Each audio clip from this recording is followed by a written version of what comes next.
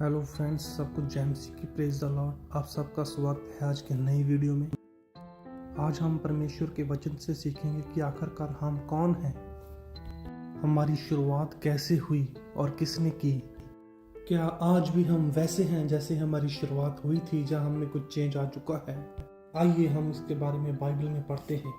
और उत्पत्ति की छवि में परमेश्वर ने कहा, हम मनुष्य को अपने स्वरूप और अपनी समानता में बनाएं, और वह समुद्र की मछलियों और आकाश के पंछियों और घरेलू पशुओं और सारी पृथ्वी और सब रेंगने वाले जंतुओं पर जो पृथ्वी पर रेंगते हैं अधिकार रखें।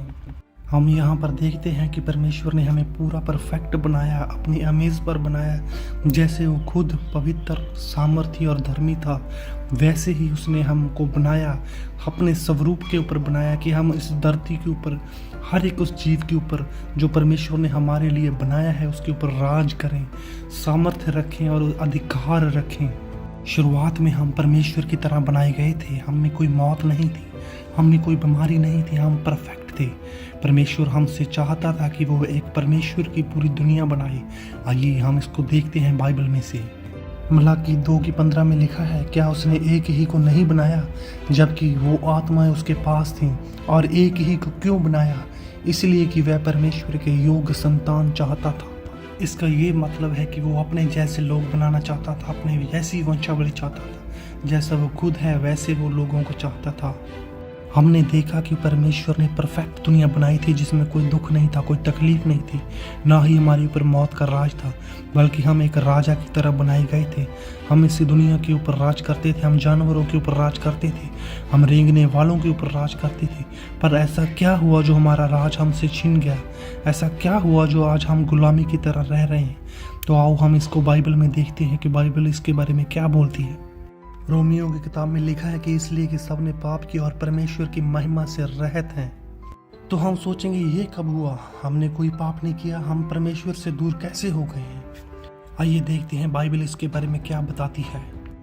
तब यहोवा परमेश्वर ने आदम को लेकर अदन की वाटिका में रख दिया कि वह उसको में काम करे और उसकी रक्षा करे। तब यहोवा परमेश्वर ने आदम को ये आज्ञा दी कि तू वाटिका के सब वृक्षों का फल बिना खटके खा सकता है, पर भले या बुरे की ज्ञान का जो वृक्ष है उसका फल तू कभी न खाना, क्योंकि जिस दिन तू उसका फल खाए उसी दिन अवश्य मर जाएगा। तभी स्त्री ने वो फल लिया और शैतान के कहने पर उसको खाया, और परमेश्वर की आज्ञा को तोड़ा और उसने उसी फल को अपने पति को भी खाने के लिए दिया जिसको परमेश्वर ने खाने के लिए मना किया था।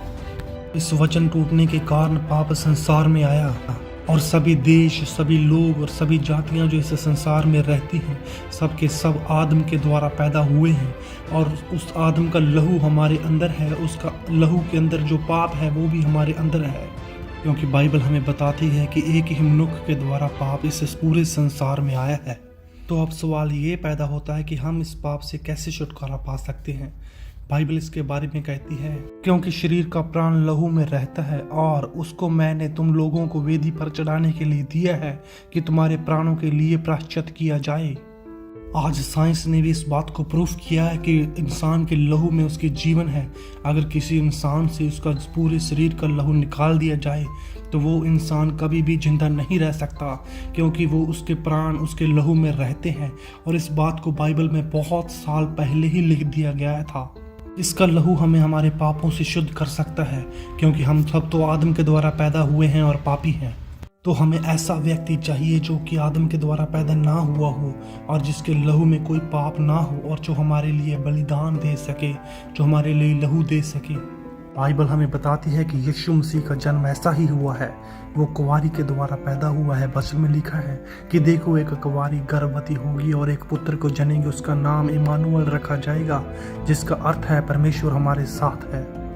तो यीशु मसीह का जन्म कुंवारी मरियम के द्वारा परमेश्वर के द्वारा हुआ, जिसमें आदम का लहू नहीं था, और उसका लहू परफेक्ट था हमारी कुर्बानी के लिए, और परफेक्ट था हमारा राज वापस देने के लिए, जो राज आदम के द्वारा पाप करने से हमसे छिन गया था और हम पापी होकर परमेश्वर से दूर हो गए थे, उसकी महिमा से रहित थे।